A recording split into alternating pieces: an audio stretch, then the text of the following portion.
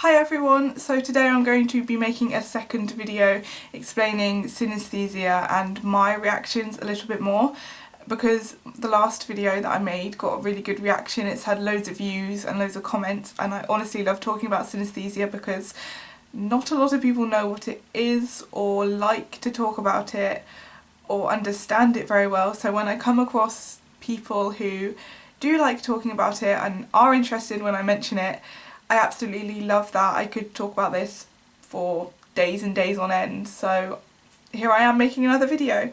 Today I'm going to focus on the grapheme colour reactions, which is the colours of letters and numbers, but today we're just going to do letters. So today I'm going to focus on my grapheme colour reactions, which is when you have coloured letters and numbers, but today I'm only going to do letters. And rather than just showing you what my colourful alphabet looks like and making that and showing it to you, I thought I would show you what words look like and how words in different languages compare to each other. Because I mentioned in my last video about how the certain languages are more appealing to me because of the way they look when they're written down. So I thought I would try and show you, and I've made some signs. I did a lot of painting, I did a lot of mixing colours, and I got it as close as I possibly could to the reactions I see in my head, but it's not perfect. But today we're going to compare 4 languages. English, because obviously that is my native language. Dutch, because I've been learning Dutch for just over a year now and I understand quite a lot. I've got a long way to go, but you know how it is. And then Finnish, because Finnish is absolutely one of the strangest languages for me visually. I love looking at it, I love the reactions I get. And Slovenian, just because it's totally different to any of the other 3 languages, and I thought it would give a nice contrast. So let's just start with some English and say hello. This is the word hello.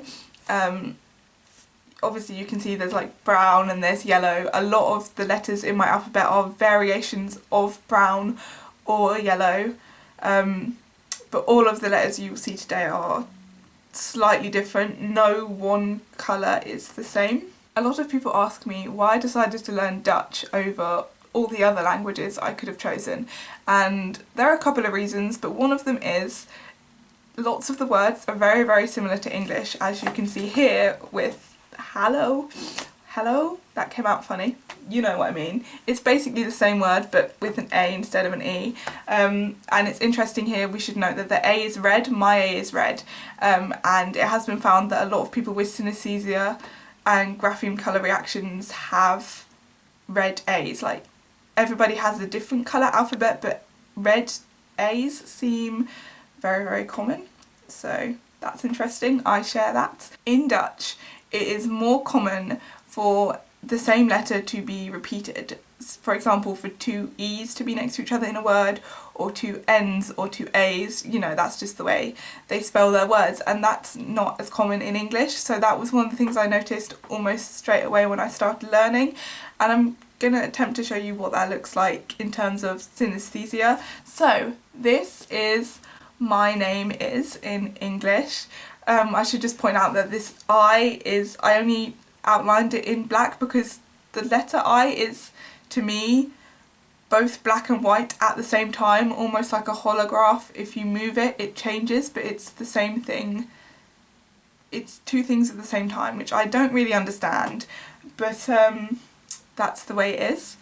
And then every other letter just stays completely the same. So my name is in English looks like that. So this is the same phrase in Dutch. It means I am called, and as you can see it has a few less words than the English equivalent phrase, and a lot less letters, and you do get the repeated E, so that just sort of changes the overall tone of the word. Okay, so let's move on to a different phrase, another phrase, give you more examples.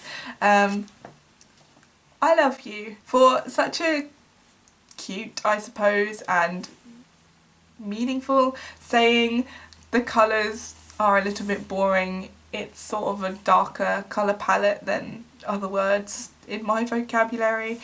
It's not terribly exciting. So I'm going to show you it in some languages you may not have come across before. So I love you in Finnish looks like this.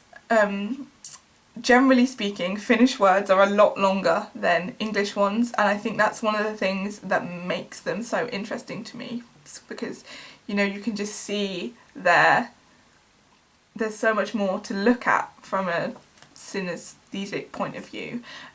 There's just a lot more going on, and it's just visually more impressive.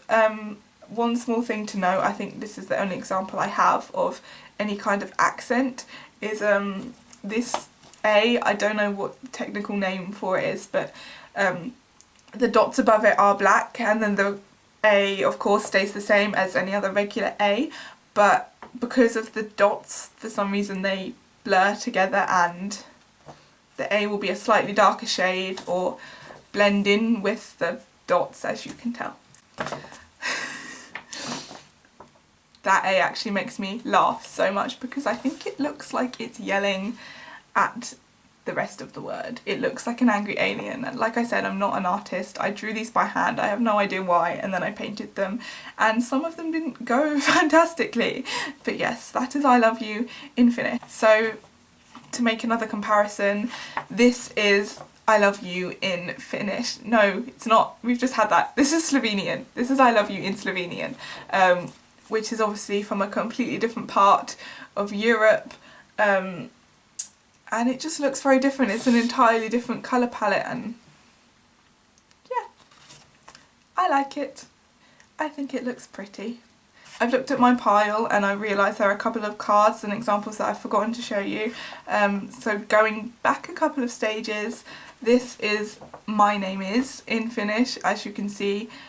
Still quite long. There are a lot of repeated letters, so you have there are 5 letter ends in that one phrase. So obviously, like, blue is the predominant colour and so is yellow. I actually, in my mind, associate Finnish with blue. Maybe that's why, because there's so many ends in it. I have no idea. But to me, the overriding colour in Finnish is blue. So there's a fun fact. So like I said at the start of the video, I could talk about this for ages and ages. There are loads of languages obviously that I didn't put in the video. There's loads of things I could say, but I don't want to go on for too long.